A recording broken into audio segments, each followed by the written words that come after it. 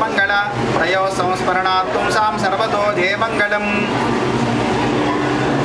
హైందవ సనాతన ధర్మాన్ని పాటించే ప్రజలందరికీ కూడా విజ్ఞప్తి చేయ విషయమేనగా వేములవాడ రాజరాజేశ్వర స్వామి వారి యొక్క క్షేత్రంలో అనుసరించేటువంటి విధానం, అలాగే శాస్త్రీయమైనటువంటి విషయం ఏమిటంటే మనకు ఈ సంవత్సరము రాఖీ పౌర్ణిమ రేపటి రోజున పండుగ జరుపుకోవడం ఆనవాయితీ.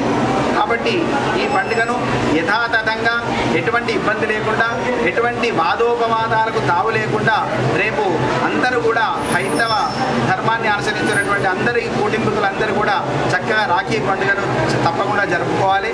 మనకి శ్రవణ నక్షత్రము పౌర్ణమి రోజు రావడం, అది శ్రావణ మహోత్సవం ఉంది కాబట్టి మనకు శ్రావణ పౌర్ణిమ, అందుకే రాఖీ పున్నమ అంటాం. కాబట్టి ఈ యొక్క పండుగకు ఆ పౌర్ణమి సూర్యోదయానికి ఉండడమే అత్యంత ప్రశస్తమైనటువంటి విషయము. కాబట్టి రేపు ఎటువంటి వర్జ్యం కూడా ఉదయమందు అంటే మధ్యాహ్న సమయంలో మాత్రమే 1 గంట నుంచి 1 గంట వరకు వర్జ్యం ఉంది తప్ప ఎటువంటి వర్జ్యం కూడా లేదు.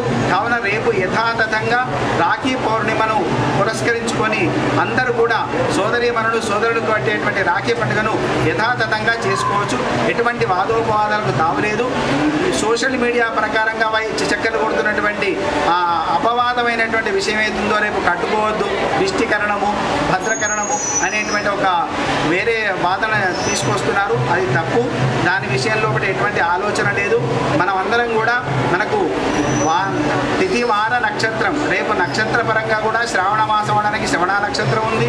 అలాగే రేపు పౌర్ణమి తిథి చక్కగా సూర్యోదయానికి ఉంది. కాబట్టి రేపు ఎటువంటి కరణ సంబంధమైనటువంటి విషయాన్ని తీసుకోకుండా అందరూ కూడా రాఖీ పండుగను యథాతథంగా చేసుకోవాల్సిందిగా వేములవాడ రాజరాజేశ్వర స్వామి గారి యొక్క దేవస్థానం తరఫున అందరూ కూడా విన్నవించుకోవడం జరుగుతుంది. ఓం స్వస్తి.